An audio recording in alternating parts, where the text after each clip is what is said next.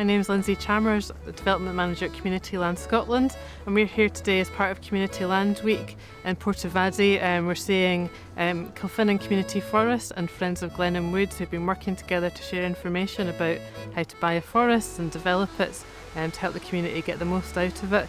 So it's an Atlantic wood forest here that we're visiting today, and the community is in the process of going through their buyout, so very interested to see how they're getting on.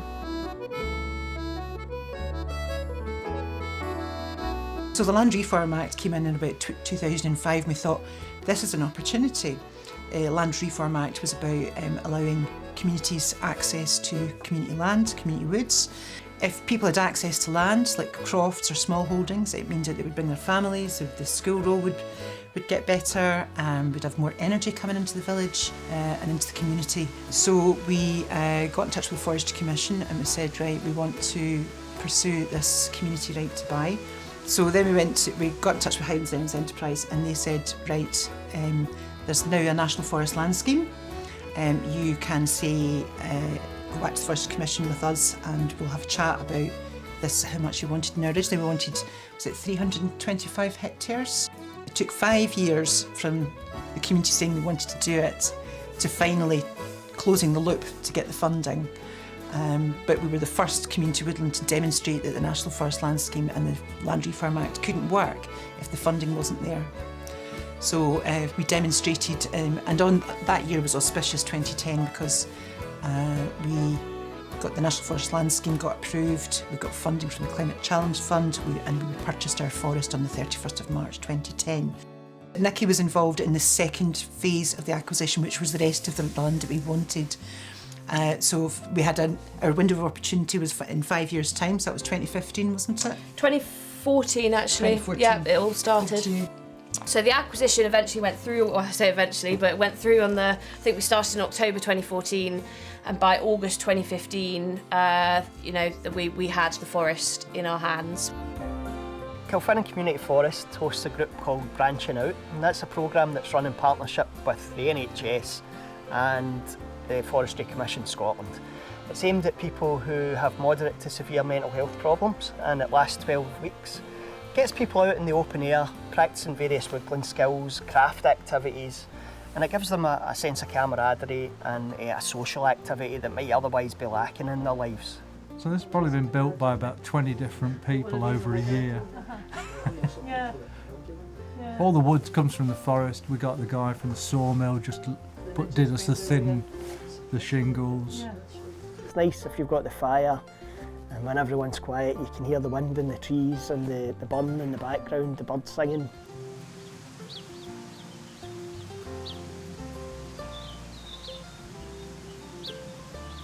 It adds a wee bit to it. I think being outdoors does add to any activity you're doing, but especially something peaceful like meditation. It's like the woodland's made for it.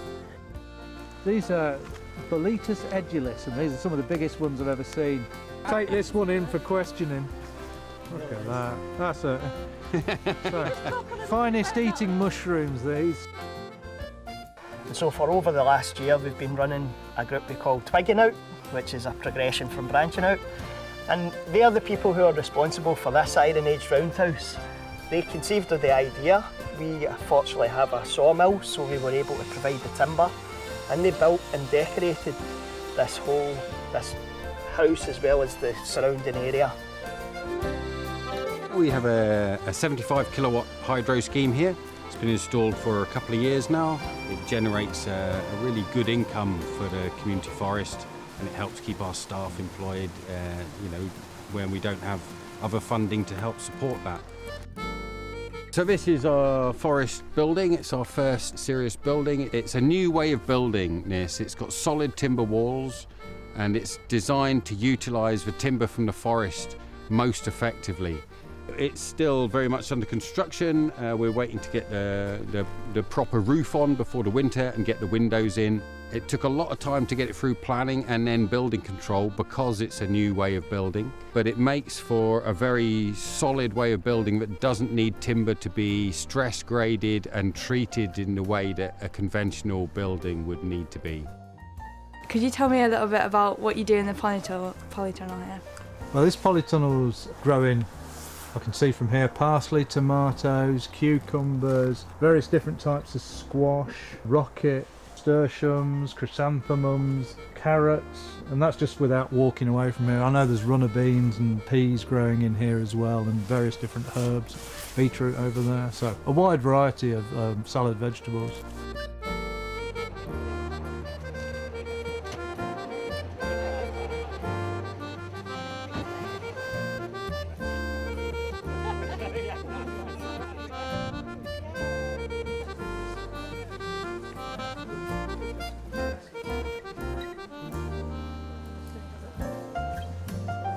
One of the special features about Glen is it is beach here. The sea's just there, and when the sea levels were much higher, we're actually breaking against these rocks over here. So you can see where the waves have been bashing the rocks, creating caves, creating all these cuts into the rock. So basically we're standing underneath the sea as it was back when the sea levels were much higher. And then when the sea levels retreated and fell back, it exposed these rocks in this raised beach, and it was colonised by these mid-Atlantic oaks and all the lichens and flora that you can see here today. There's a real buzz in the village. I'm in the community council now, and the buzz in the village is just amazing. People wanting to come and live here, looking for jobs here, you know, so it ticks all the boxes. It's actually achieved much more than we originally set out to do, but it will continue to roll on and do that, and it's such an asset to the village.